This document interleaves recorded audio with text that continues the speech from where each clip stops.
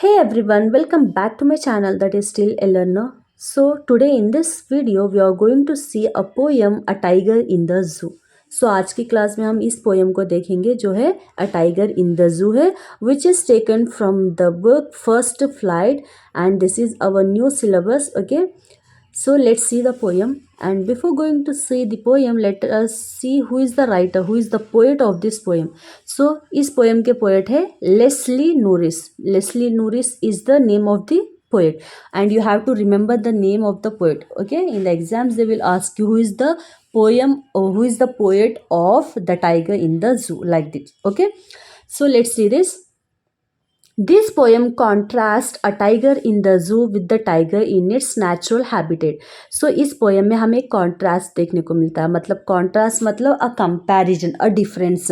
किस चीज़ में? A tiger in the zoo and a tiger in its natural habitat means एक tiger को अगर zoo में रखा जाए तो किस तरह से उसका आउटपुट होगा. अगर वही टाइगर को अगर नेचुरल हैबिटेट मतलब जंगल में छोड़ दिया जाए, फ्रीली रख दिया जाए, तो उसका बिहेवियर, उसका मेंटल स्ट्रेंथ मतलब उसका आउटपुट कैसा रहे, इस बारे में हमें इस पोएम में देखने को मिलेगा. So the poem moves from zoo to the jungle and back again to the zoo. मतलब यहाँ इस पोएम में पोएट हमें एक टाइगर जो जू में है उसकी सिचुएशन को एक्सप्लेन करते हैं, उसके सिचुएशन को बताते हैं. उसको बताते बताते हमें वही टाइगर अगर जंगल में है तो वहाँ की सिचुएशन को बताते हैं. फिर जंगल के सिचुएशन बताते बताते फिर हमें जू के सिचुएशन में ले आते.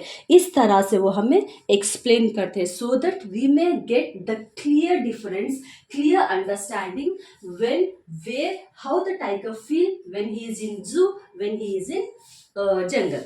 Okay, read the poem silently once and say which stanza speaks about the tiger in the zoo and which one speaks about the tiger in the jungle.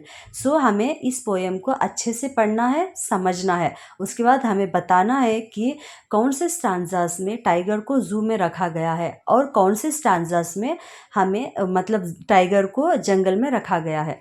Okay, and one more thing before going to start this poem, I just want to ask you what is your opinion about keeping an animal in a cage, keeping an animal in a jungle. What is your opinion? Just comment me below in the comment section, guys. Let me know what is your opinion on this. Okay, let's see the poem. He stalks in his vivid strips, the few steps of his cage on pads of velvet quiet in his quiet rage. He starts in his vivid strips. Here vivid strips का मतलब क्या है? Bright and clear strips, deep intense strips on the body of tiger. So हमने tiger को देखा ही है, उसके शरीर पे वो स्ट्रिप्स कैसे दिखते हैं, मतलब एकदम ब्राइट एंड क्लियर. अगर हम दूर से भी देखेंगे तो हम ईजिली पहचान जाएंगे कि वो टाइगर है. मतलब उसके जो स्ट्रिप्स है उतने क्लियर एंड ब्राइट रहते. The few steps of his cage. So यहाँ पे केज की बात की गई है, मतलब यहाँ पे सिचुएशन क्या है? टाइगर को केज में रखा गया है. On pads of velvet quiet in his quiet rage. So here velvet, pads of velvet quiet, इसका मतलब क्या है? उसके जो पॉज है, PAWS. ओके, सो उसके जो पॉज है वो कैसे है? वो सॉफ्ट एंड स्मूथ है. जिस तरह से वेलवेट होता है उस तरह के उसके पॉज है. In his quiet rage. Here rage का मतलब क्या है? गुस्सा, बहुत ज़्यादा गुस्सा. क्यों वो इतने गुस्से में है? क्योंकि उसको जंगल से उठा के केज में बंद कर दिया गया, जहाँ पे इतनी छोटी सी जगह रहती है, वो मुश्किल से 3-4 स्टेप्स ही ले पाएगा. एंड जितने तेज़ी से वो जंगल में दौड़ता है अपने पॉज से, यहाँ पे इतना खामोशी से बैठा है, उतना क्वाइटली बैठा हुआ है क्योंकि वो केज में है, इसलिए वो इतना ज़्यादा गुस्से में है. He should be lurking in shadow, sliding through long grass near the water hole where plump deer pass. He should be lurking in Shadow. Here lurking, lurking का मतलब क्या है? हाइड होके किसी का वेट करना, मतलब अपने आप को हम किसी एक जगह हाइड करके किसी का ईगरली इंतज़ार करना, टू अटैक समवन, उसको हम लर्किंग कहते हैं। सो इसका मतलब, इससे हमें ये समझ में आता है कि यहाँ पे टाइगर की सिचुएशन क्या है, वो एक जंगल में ही होता है ना वो, तभी तो वो अपने आप को हाइड में रख के वो किसी का वेट करता है, so that he can attack someone. So वो कहाँ पे छुपा है? In shadow sliding through long grass. So वहाँ में जंगल में जो लॉन्ग ग्रासेस रहते हैं जैसे ट्रीज, उसके पीछे वो छिप के वो वेट कर रहा है, किसी का इंतजार कर रहा है टू अटैक। किसका इंतजार कर रहा है और कहाँ इंतजार कर रहा है? Let's see. Near the water hole where plump deer pass. So वो किसका इंतजार में है? प्लम्ब डियर के इंतजार में। यह प्लम का मतलब क्या है? मोटा, ताज़ा, हेल्दी डियर। सो उसके इंतजार में, so that he wants to attack. और वो कहाँ इंतजार कर रहा है? Water hole. उस जंगल में एक छोटा सा पॉन्ड जैसा रहता है, मतलब रिवर जैसा रहता, वहाँ पे वो एक शैडो के पीछे छुप के लर्क कर रहा है, इंतजार कर रहा है एक प्लम्ब डियर का, so that he wants to attack it. Okay, so इसका मतलब यहाँ पे टाइगर की सिचुएशन क्या है? वो अपने नेचुरल हैबिटेट में, मतलब वो अपने जंगल में है।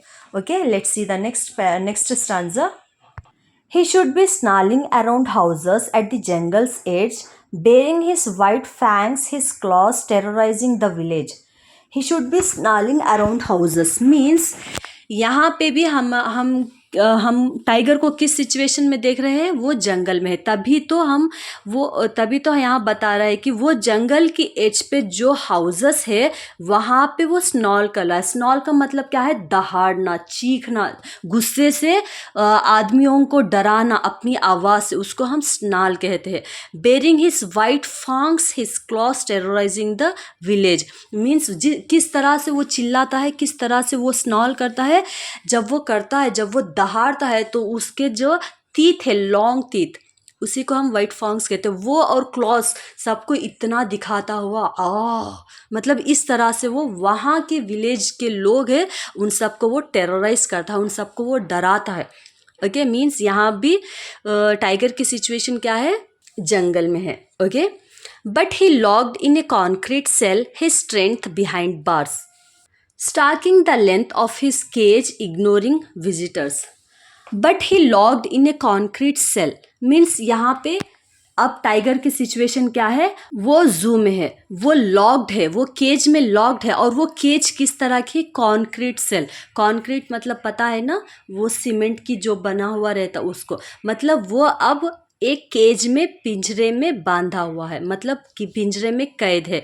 हिज स्ट्रेंथ बिहाइंड बार्स, उसकी जो भी स्ट्रेंथ है, जिस तरह से वो लोगों को डराता है, दहाड़ता है, स्नॉल करता है, लोगों पे चिल्लाता है, मतलब लोगों को देख के वो जिस तरह से बिहेव करता है, दौड़ता है और किसी को अटैक करने के लिए किसी का वेट करता है। सो ये सब स्ट्रेंथ उसकी अब कहाँ है? बिहाइंड द बार्स है, मतलब वो एक केज में कैद हो गया है, तो उसकी सारी की सारी स्ट्रेंथ भी केज में कैद हो गई है। Stalking the length of his cage ignoring visitors, वो केज में कितनी लेंथ होगी, मतलब कितनी जगह होगी, जितना भी, अगर वो मुश्किल से चला जाए, मतलब चलने लगा, तो वो कितना स्टेप्स, एक 4-5 स्टेप्स ही ले पाएगा, उससे ज़्यादा तो वो नहीं कर पाएगा। मतलब वो जिस तरह से जंगल में एक राजा की तरह रहता है, सबको डराता है, वहाँ के जो भी एनिमल्स है उस पर अटैक करता है, और जो पीपल है उन सबको अपनी आवाज़ से डराता है, वो सब उसकी स्ट्रेंथ अब कहाँ पे है? वो सब अब नहीं कर पाया, क्योंकि वो अब कैद में है और उसकी सारी की सारी स्ट्रेंथ बिहाइंड द बार्स है। अब वो कुछ कर भी नहीं सकता।